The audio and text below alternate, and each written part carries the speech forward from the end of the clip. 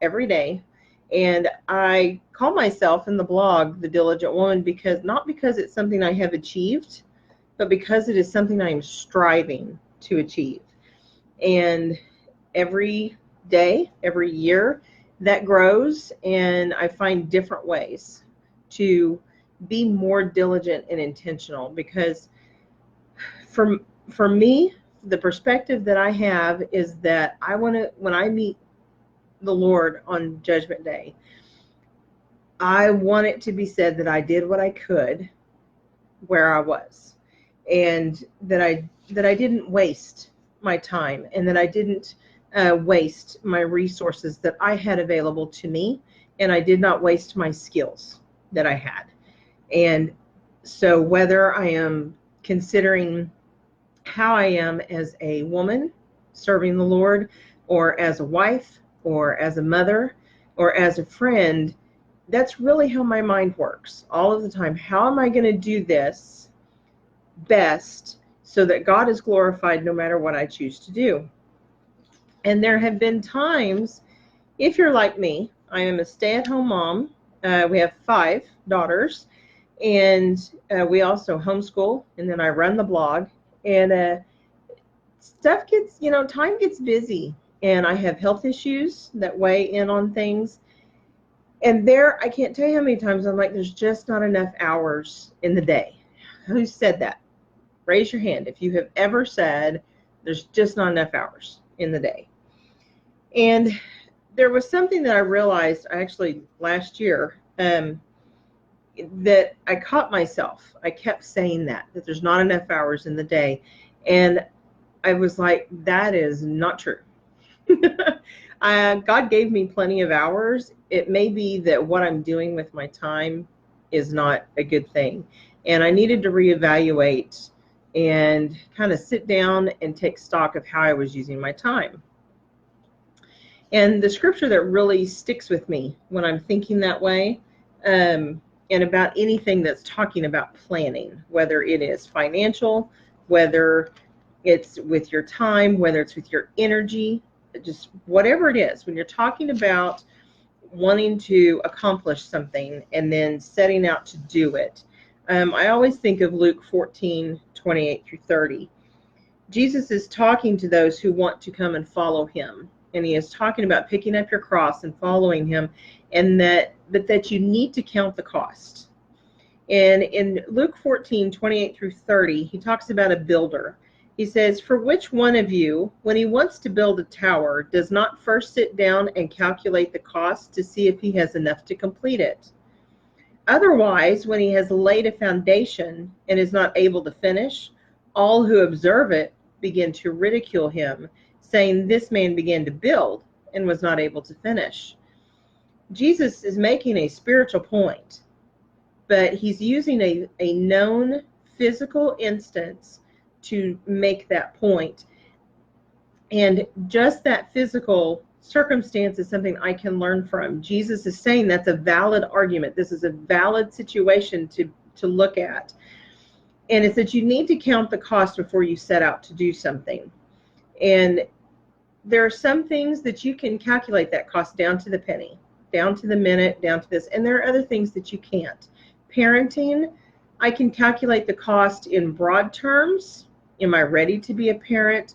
Are we willing to sacrifice the means to pay for what it takes to raise our children, to have the size home that we need?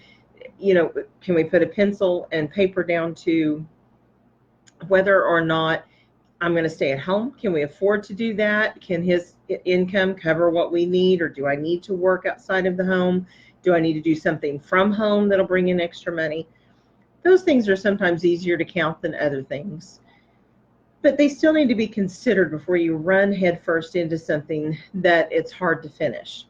Fortunately, parenting, once you get started, Lord willing, you are one going forward. It's not like the tower that if you don't finish it, it just doesn't go anywhere. But it does there is a very valid foundation to that, in that if I wasn't prepared before my children came along, or as I get to the next stage, if I haven't worked to prepare myself in some way, things just might crumble out from underneath me. And I can think about discipline is one way.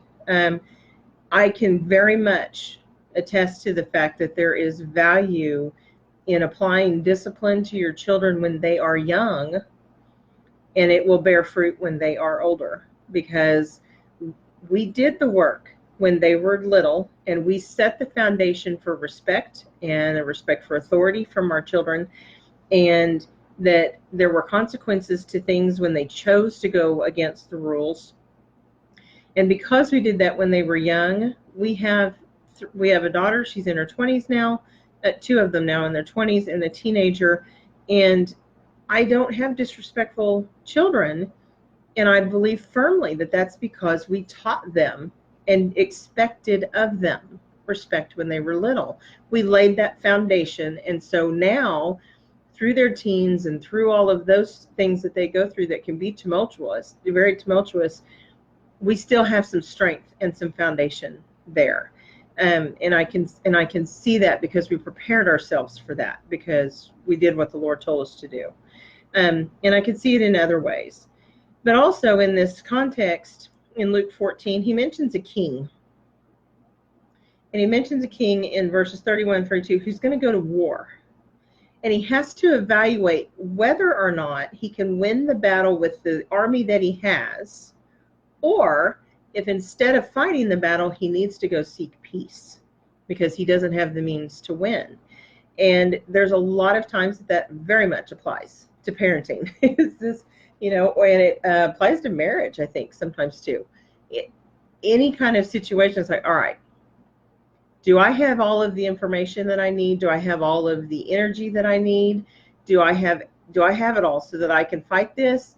Or do we need to pull it back, take a breather, and then approach it later?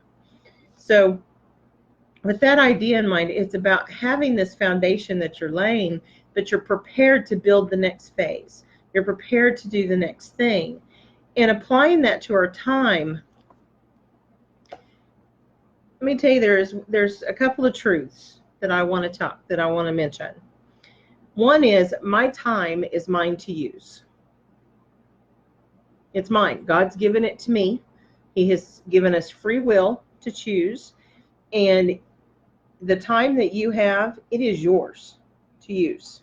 If it is not used well, that's up to you. And it is yours to use, and it's not for someone to take from you. But another truth is, if you don't choose how to use your time, someone else will. If you don't have a foundation laid that these are my boundaries, especially when you have young children. With us, our children, they needed their naps every day. Mom needed them to take their naps, but they needed their naps. If they went without their naps and then went to bed, and especially if they went to bed late, there were always repercussions the next 2 days. They were emotionally out of sorts. They would not eat well, and it would be hard. They would get in much more trouble. I mean, it's just, it just was not good, especially just emotionally. The ones that would tend to get teary, always teary. But guess what? If we took our naps every day, and if they went to bed at the normal bedtime, never had those problems. It was amazing. Well, we had to establish, okay, they're going to take those. Well, guess what? Then I'm not going to go be running around, going to the mall, going to ball games, just running around, and I'm not going to change my schedule every day. But we had to be committed to that. We had to lay a foundation where, no, I need to be home between this time because it's better for them. And so we had to do that, because if I didn't do that, there were plenty of people calling, wanting to use my time, wanting to fill that time, give me things to do. And I don't know if you're like me, if I don't have my day scheduled, it always gets filled up. And usually with the things I didn't want to accomplish that day. And what does that cause? It causes stress, frustration. At the end of the day, I feel guilty because I didn't get done what I really needed to get done. And I put out all these little fires, but they weren't very important little fires. But I didn't have a plan. And so those fires had room to grow. And they became something more than they needed to be because I didn't have a way to put them out. Instead, I had to go beat them instead of just putting them out with water. Another truth is I do not have to do all the things that my friends do. Is that shocking? You don't.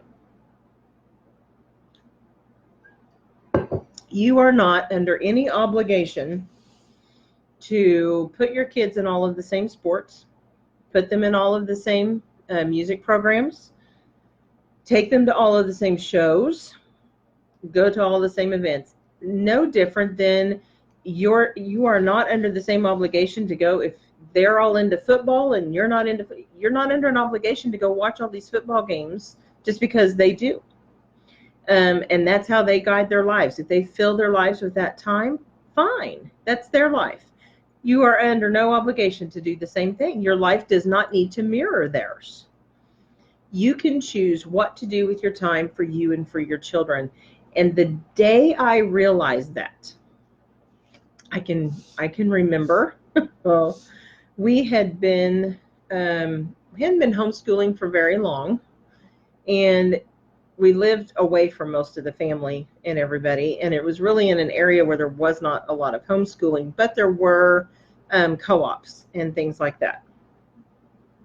And we tended to move every year at this point. And we'd been homeschooling, I guess, at this juncture about 3 years. And I always felt compelled, okay, we moved in, we've got to find a soccer team for this one daughter, and I need to find a group of homeschoolers to work with because that's just how that works best, right? And I would stress myself out because no sooner did we get settled, and then 2 or 3 months later, sometimes as soon as that, maybe as late as 6 to 9 months later, so we've just gotten in, we're right in the middle of something, and we're working with a group of people, and then we had to move again. And then we had to disrupt all of that, and we couldn't finish what we started with the group because here I've got to leave, and I carried the guilt with that, and then trying to keep up with all of that, trying to keep my girls in sports when, again, we had committed to a team, and then boom, we get to the end of the season. It's the final crunch time, and we're moving because we tended to move fall or spring. Some years we moved both. And I finally had to give myself permission to not have to do that. That's a luxury that is for somebody who stays in one place throughout the year. We couldn't do that. I couldn't make my life look like that, and it was unrealistic to keep trying. And wow, that really freed me up because now school and my day could look like my day. And it was my day, not what somebody else painted for me that it needed to look like. It looked like mine. And last year, when I started exploring these things, I realized that I wanted to do better, and it really was earlier than last year. It was, last few years since we started the prayer challenges at the Diligent Woman, that I wanted to do better about my prayer time. I was carrying a lot of guilt and doubt about the time that I was spending in prayer because I wasn't giving any dedicated time. It was constant through the day, constantly talking to the Lord as I went about whatever I did. And I know now that that's not inappropriate. That is fine for me to talk to God that way.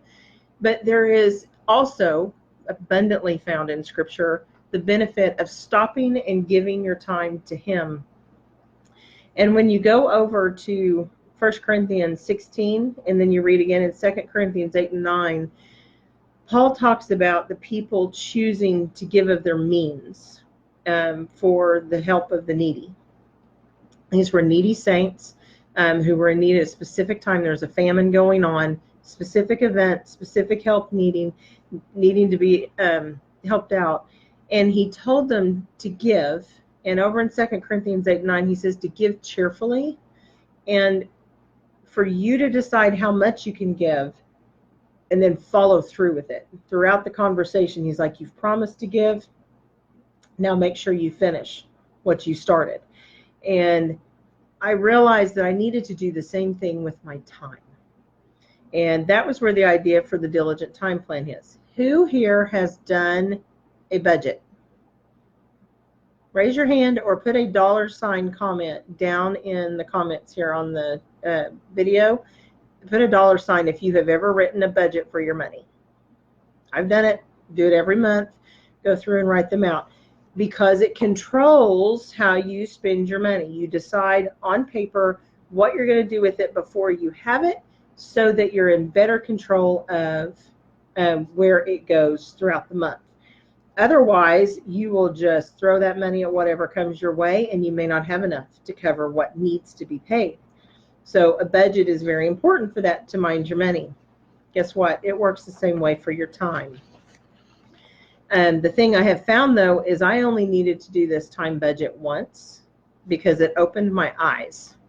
And once it made me realize all of those days when I was like, I just don't have time to pray. I'd get up and I intended to pray first thing, but then I had to run. It was time for breakfast. It was time for this. It was time for that. It's time for all of this. Just got to go to the next thing. Now I've got to run to the store. Now I've got to do this. Okay, I'm going to stop and pray at lunch while the kids are doing their thing, and I'll do that. And most days, that is my better prayer time. I will go out into the office and I will be quiet and think and focus and talk as I'm shuffling my papers and arranging the things on my desk, and seek guidance and seek help that way. But how often did I intend to do that, but I never made it out to the office because, oh, I needed to start that load of laundry. And, oh, wait a minute, Mom, I need this today. Or, oh, I've got to take a daughter to art class or to school or to work or whatever, right? Something comes up that I didn't put intentionally into my day. And so at the end of the day, I'm praying to the Lord, but I'm asking for forgiveness because I didn't pray earlier, because everything else got in the way. And I felt convicted I needed to do better. And I believe we need to do better. First fruits. God teaches us first fruits and to lay a foundation. Do you remember the song that we sing with the little children, that the wise man built his house upon the rock? And that's based on Luke 6:48 through 49, where Jesus talks about choosing to build your life on a firm foundation that won't be washed away. And that foundation is Him. He is that rock. He is that. Well, if my life is built on Him, my day needs to be built on Him. And so I need to put Him first. And now, after looking at this, I'm able to start my day with the first thing that I think in the morning is I thank the Lord for another day, and I thank the Lord for my man as he's getting up to go get ready for work.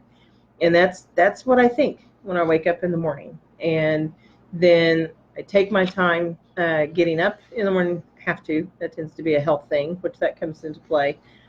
But I take that and start my day going, okay, this is His.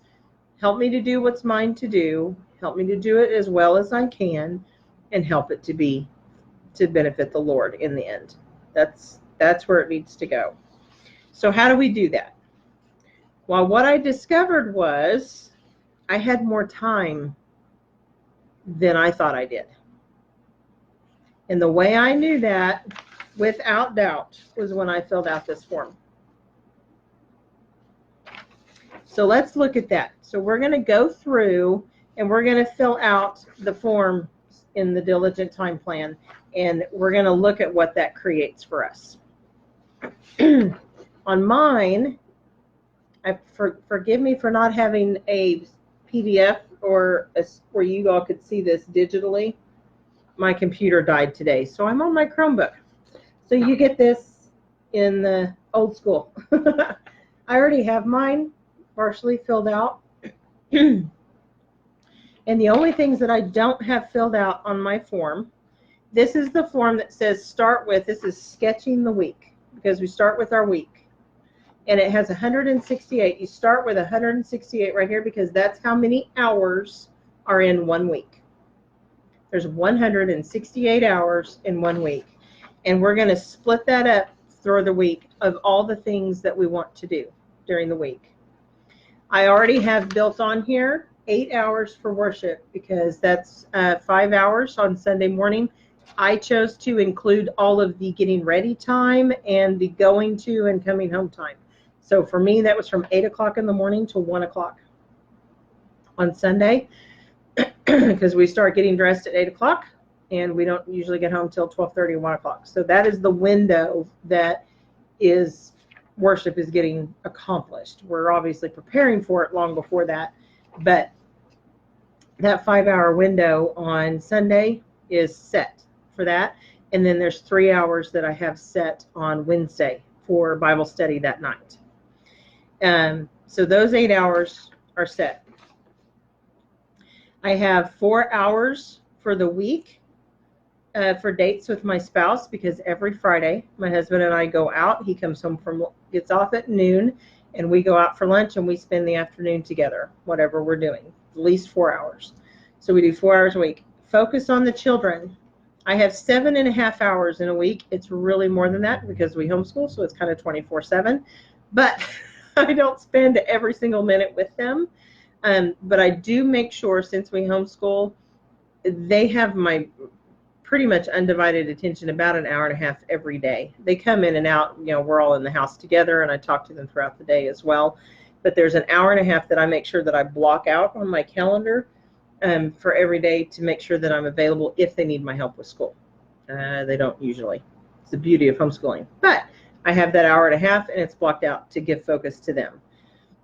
We have 4 hours a week of family fun. We try to do that on our Sunday evening since we only have worship services in the mornings.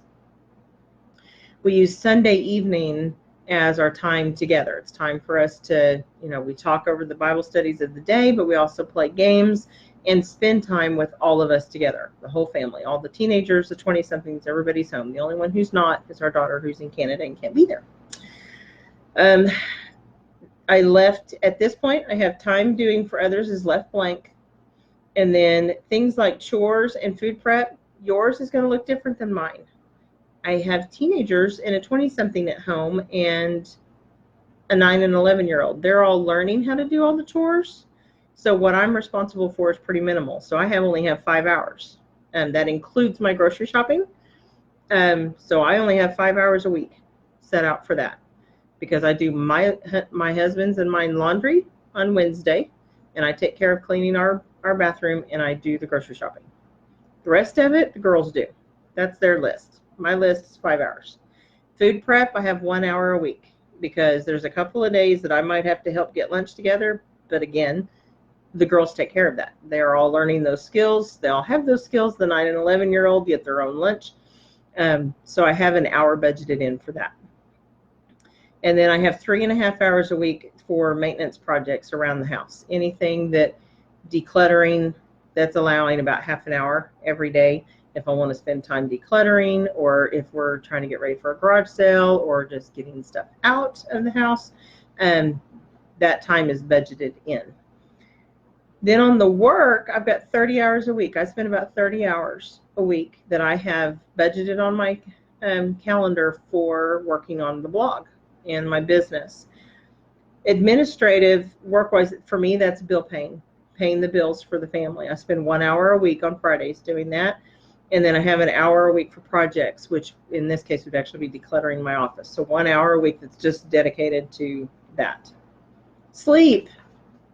How many hours a week do you need to sleep, or do you actually sleep? For me, I put 56 hours. That fluctuates because that depends on, again, health issues, but I shoot for about 8 hours a night. And that's 56 hours in the week. 56 given to sleep. You're going to give more time to sleep, hopefully, than you are to anything else all at one shot. And then exercise, half an hour a day. Window dressing, that would be, I don't know, hair, nails, whatever it is for you, time that you take. I have half an hour for mine. I wash my hair twice a week. unless we've been outside working and I need to come in and clean up. Just on a given week, I spend most of my time at my computer, and my hair doesn't like it if I wash it every day. So it gets washed twice a week. Takes about 15 minutes to take a shower, so there's my window dressing, half an hour. So that's the sum total of most of my week. Well, I don't have prayer time and study time budgeted yet, and I don't have time doing for others, because those are the three things that I always caught myself, I just don't have time. I just don't have time. Well, guess what? If you fill this out, I'm curious to see what yours fills out. If you fill out all of those and add them up, leave your prayer time and your study time off because it's for the whole week. Don't put it in till the very last. And maybe your time doing for others. Try to fill in a given week how much time you're going to spend on any of those things. If you are the main cook in the house, you're going to spend many more hours doing food prep and cooking than I have. Put them on here and then total them up. And then when you do, total them up and subtract that number from 168. Well, this was my wake-up call. Because do you know how many hours in a week I had left after I wrote down everything that I knew I needed to do and really how much time I spent doing it? There's no time on here for TV and playing on the computer. I didn't include it because that stuff is a time suck. You could fill that into your family fun or your dates or your time with friends or however you want to fill that in. If that's time that you have to have, but be intentional about it. Mine, I cut it out. You want to know how many hours I had left? Can you see that? I had 43 hours that I had not accounted for. I should hope that I can find time to pray and to study and to do something for someone else in 43 hours in a week. That's more time than I spend working. And it's more time than I spend actively at worship. It's more time than I spend with my children and my husband in fun time and dating and all of that combined. 43 hours. That's a work week for most people. I realized I have time to pray and I have time to study. I wasn't using it. That's what this does. I don't need to do this every day now. I know I have the hours. What I need to do is I need to put those things on my calendar purposefully. So the way this works, so now when you finish this, so take your 43 hours or whatever you have left over and divide that out, however you want to divvy it up for your prayer time and your study time. If you want to divide it in half, however you want to do that. So if I put 3 of those hours, just because I like things to come out evenly, so 3 hours a week, time doing for others, and that can be anything doing for others. That can be writing thank you notes, helping other people. It could be praying for them specifically. That's time devoted to just praying for them. It's physically, doing some act of kindness. You decide what that looks like. But so if I put 3 hours, that leaves me 40 hours a week for prayer time and study. So that's 20 hours a week. I can put 20 for prayer and 20 for study.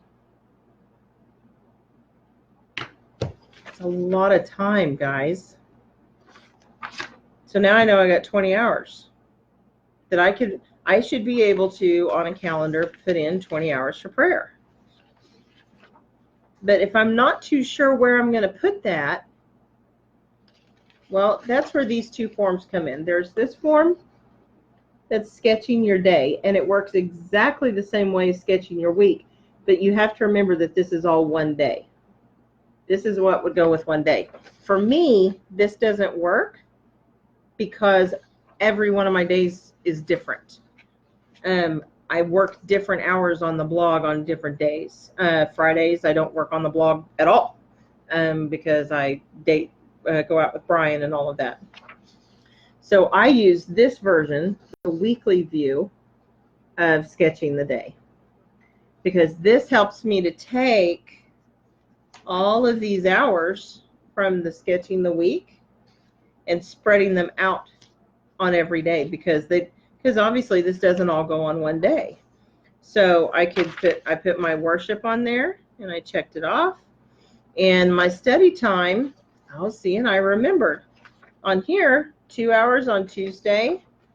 We have ladies Bible class, and if I get to attend that, well, that's 2 of my 20. So I've got 18 hours left during the week. Now, how am I going to spread 18 hours by 6 days? Well, that's 3 hours a day. That's a lot of study time. Yay! Am I likely going to use all 3 hours of that? Probably not.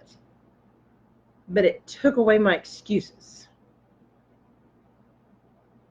I may not use 3 hours every day. I do have children at home all day, every day. I do have health issues that I may not be doing much of anything on a given day. But I no longer have the excuse that I do not have the time to devote that to Lord. I don't have that excuse. So what that did is that alleviated my guilt, or it made my guilt clear. It's a whole lot easier to ask for forgiveness when you know without question that you've done something wrong. And as long as I thought I was using my time well, and as long as I thought I'm getting everything done that I can, and I'm just working hard, and I know that I'm working every day. I am getting stuff done every day. It's pretty rare that I have a day that I get nothing done, even when I spend most of my day in bed with health issues. It's pretty rare that I don't accomplish something. If nothing else, I accomplished keeping an eye on my children. They all got up, they got dressed, they got schooled. And it's amazing how much of that you can dictate when you're even stuck in bed. It's amazing. So it's pretty rare that I don't accomplish anything. But no longer do I carry the guilt that I wasn't accomplishing my days well. Because my days were either accomplished well because I chose to, or I wasted them. And for me, my personality type, that's a huge motivator, because I hate to waste my time. I hate it. And it made it much easier. It also made it easier for me to simplify things. Because, you know, we talked about all of those sports and all those activities that all the other kids and all the other families that they do. If you're trying to squeeze those in here, and you had left your prayer time and your study time blank, and you had sports and music and all the other things that you do, and you didn't have any hours left out of your 168, then you need to change your priorities. You've got to give God your time. You've given it all away. And that's another thing that the form can do. It can show you if you have given all your time away to someone else besides Him. There's a place for all of those, and you might be able to have time. But don't use the excuse, I just don't have time. I don't have time to spend with my husband. My husband is feeling neglected, and I'm tired when he gets home. I've been with the kids, we've been running, and I'm too tired to give him any attention. That's my fault. If I used my time in such a way that I wasn't ready with time when he came home to give him some attention. I need to deliberately use my time and my energy so that I'm not leaving him out. Even if that's just to give him my focus, so that when he talks to me, I hear him. Just need to be there. I have to be intentional about that. And it's no different with God. I've got to be intentional. Think about Daniel. Daniel met 3 times a day. He went back to his room. He is a high key advisor to the king at this point. Yes, he's been enslaved. He's been brought in. Israel is in captivity. But he's not there working as a slave. He is a trusted advisor to the king. He's busy. He's got work to do. He is in charge of part of the country. But he still stopped 3 times a day and went back to his room, and he was so regular about that that the other princes and other leaders could use it against him. He made a choice to set that out and made that part of his day. And we can do that too, even with small children, even with parents who we're having to take care of, even with children who have issues that we need to help them and they're more hands-on. We can still do that. We just may have to be more intentional and find our time a little more creatively. But it's there. If you need more time to pray, start praying with your children if they're home with you. Start there. Teach them to pray by praying with them. And then you've spent time in prayer. Teach them to respect the time of prayer, and that's not a time for giggling and talking and interrupting and all of those things. And when you've taught that to them, when you go to your room to take a moment to pray, you tell them, say, y'all play quietly right here. Mama's going to go pray.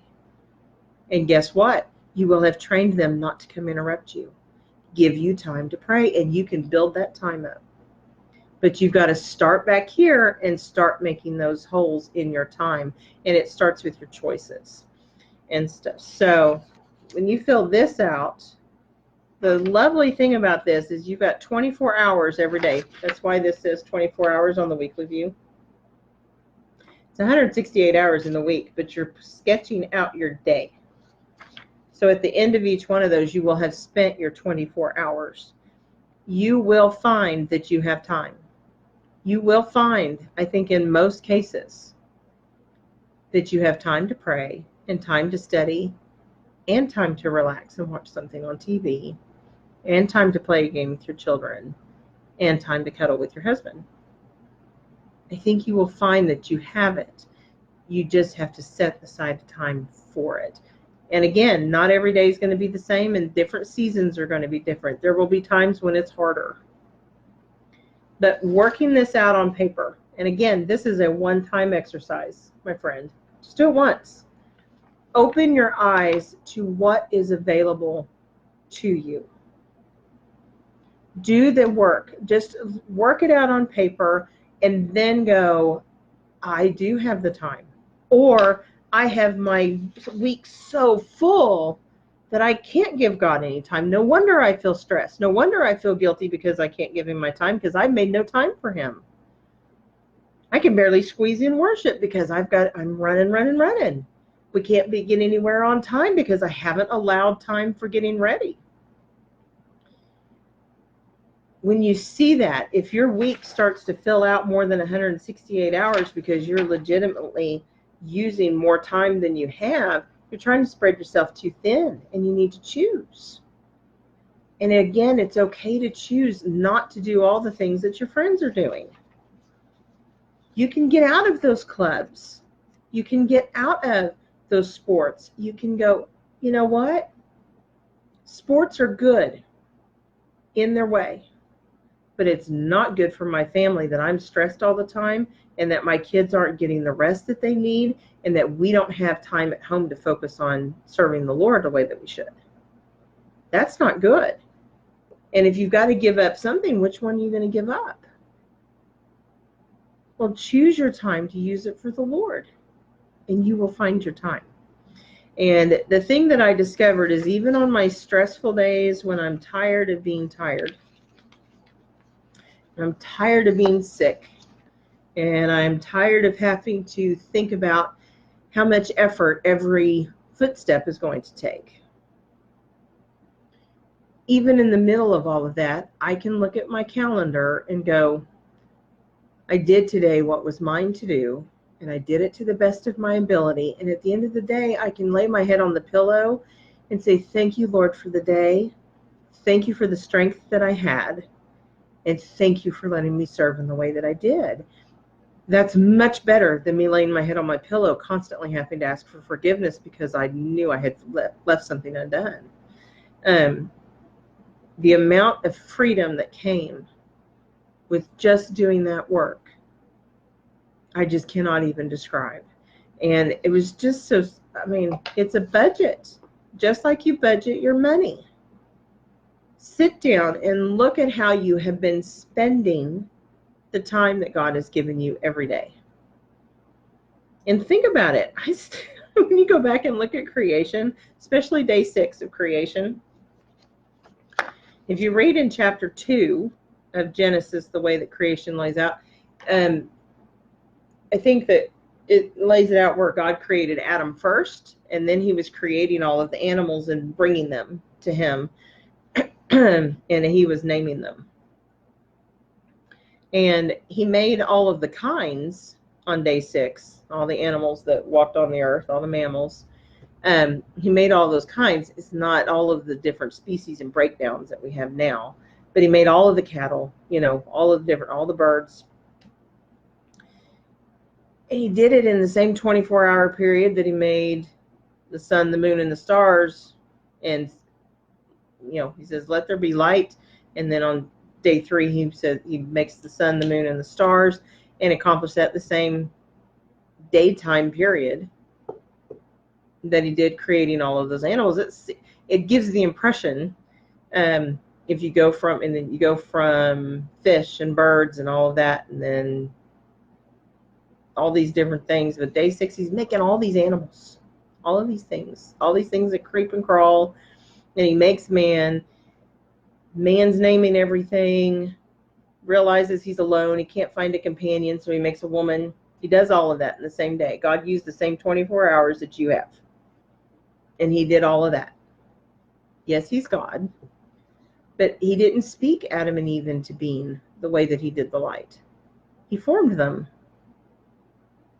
And he formed them out of the ground, and then they came up and they had to do things. There was work to be done that day, and he got a lot done. And he also took a day off. When he was all done and it was good, he could rest. And if you can't rest every week, if you can't find time to rest because you constantly feel the guilt and the burden of time not well spent, then you're hurting yourself and your family, and you're not learning that lesson that God, who is the creator of all things and doesn't need to rest, he still rested from the work that he did because it was good. He could go, all right, that can all sit, and I can sit over here. And if you have put in the time and focused on getting a schedule going and not letting others dictate your time, then it will make a big impact on your world. So I want to encourage you to, again, download the Diligent Time Plan, fill it out, do the math, and see how many hours you have left. And I would love if you're filling yours out as we go through this, or whenever you get done, if you want to go fill yours out after the video, fill yours out and say in the comments below how many hours you had left or how many hours you needed. And share that with us. It's a way of being accountable. Be accountable for what you discovered when you took a real look at how your week is going to lay out and what you can do with your day. And then decide, if I've got that much time, I'm going to do better every day. I'm going to give more time to the Lord. And now I can set my time aside. When is that time? During the day when I have some quiet time. When is that? Is it first thing in the morning? Is it in the evening? Do I need to create that quiet time because I haven't created it? But I know the time exists because I've been whittling it away doing other things. Social media and Netflix, all of that stuff, Amazon Prime, they're wonderful. Wonderful conveniences. And it's great, but they will just eat your time so fast. Pinterest, I have to stay off Pinterest because I will get on to look for one thing and then look up and I have been on it for over an hour. It's just like that. Games are the same way. Playing games on my phone or playing games on my tablet, I have to intentionally, I give myself time in the morning. If you got these games that have to be reset, I've got 15 minutes to reset all of my games, and then they get put over here. And then I go get my day done. And that gets that done. And that's put away. And then at lunchtime, I can come back and I can reset them and do their thing. I cannot have them in my hands constantly doing them because they will take my time. I will have given my time to that game, and it will just keep on pulling it. And Facebook and all of these other things will do the same thing. And as much as it's a good tool for us to accomplish this, we've got to be able to shut it off and go direct our energy somewhere else. Because if you're not getting time with prayer, it's better that you go pray to God than spend time looking on Facebook, even if it is to find out about your friends. Go pray about your friends. And then when you get done praying, if you've got some extra time, go check out Facebook. But make sure you pray for them first. And it's just making that choice. And it can be very much that simple. So I want to leave you with that. And then all you're going to do, this again is just a tool that you're just going to do once. And maybe every quarter you maybe need to do it to remind yourself. But if you do it once, I think it'll open your eyes to how you spend your time. And it will help you then if you break down your week in the day by day. This is how many hours I need for work. This is how many hours I need for worship. This is how many hours I need for play. This is how much time I need for study and for prayer. If you know you've got 3 hours a day that you can spend, and then you can split it through the day, then maybe you can be like Daniel, and there's 3 times a day that you go give focused time with prayer. And if you're single, you have a little more flexibility with that probably than a mother at home with all of your children under 5. I remember being that mom. Our oldest 2 are 15 months apart. And our last 2 are exactly 2 years apart. Our poor middle child, who was right smack dab in the middle, 4 years and 5 years in between. We had them all right there, all in diapers together, running through all of the stuff, potty training at the same time, doing it right underfoot, going through all of those seasons in their little lives at the same time. I remember having, take all 5 of my children to the store with me. How long that took, trying to figure that out and get back home, but we got it done. And you can do that. But that season looks a whole lot different than my season now, where they're all older and they can cook for themselves and I can spend time writing for the blog. I didn't have the time to do this when they were younger. I do now. And that is part of the time that I devote to the Lord, is being able to serve in that way, because I can do it from home. And it is a way that our family can make money. And as the Proverbs 31 woman, she did all this stuff. Her day was full of taking care of her family, making sure they had food, making clothes, making products to take out to the tradesmen so she could sell them to them, going and buying food, bringing the food back home. She did all of that. And her world was well ordered. And ladies, we can have a well ordered world. So I want to encourage you to do that. I want you to encourage you to be like the builder that Jesus talks about in Luke 14. Count the cost. What do you need to get done? And what's it going to take to get it done? And don't just apply it to your money, but apply it to your time. What's it going to take for me to be able to do that? And then find the way to do that. Make sure that you've got it so that you don't do like Jesus was talking about, where you go and put your hand to the plow and then you turn away and you walk away because you weren't committed. You couldn't give it all.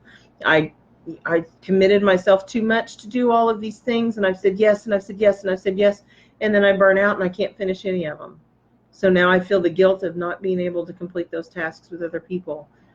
Count the cost first, even with your time, and let that help you to be more diligent about your time. So I've gone over the time plan. I'm going to wait a few minutes to see if you have any questions about the time plan. Throw them in the comments if you can. If you have any questions about how the forms work. Again, if you didn't have a copy of the Diligent Time Plan, you can find a link. There is a comment about half an hour before the video started. If you look here in the event, there's a comment there that says we're about to start in half an hour. And on that comment, there is a link down in the comments below it. There's a link to download, straight to a download, to download it for free. It's a free download. You don't even have to sign up with your email to get it. You can just download the PDF and make use of it. And again, this is not something that you're trying to reconstruct your entire schedule today. You're just trying to give yourself a good picture of how you are using your time and where you've got time to give it to the Lord and to do better. Because I guarantee you, it will free you. It will not tie you down. It will not make you feel like you can't breathe because you put all these numbers down here and made it into a construct, and it will free you to see what you can do. And I believe strongly that you will be much the better for it, and you will get rid of the guilt, and you will get rid of the doubt, and you can go forward tomorrow being more diligent and lay your head on the pillow at the end of the day saying, Lord, I have done what I could, and I did it to the best of my ability. And that's all that we need to be able to do. And you can do that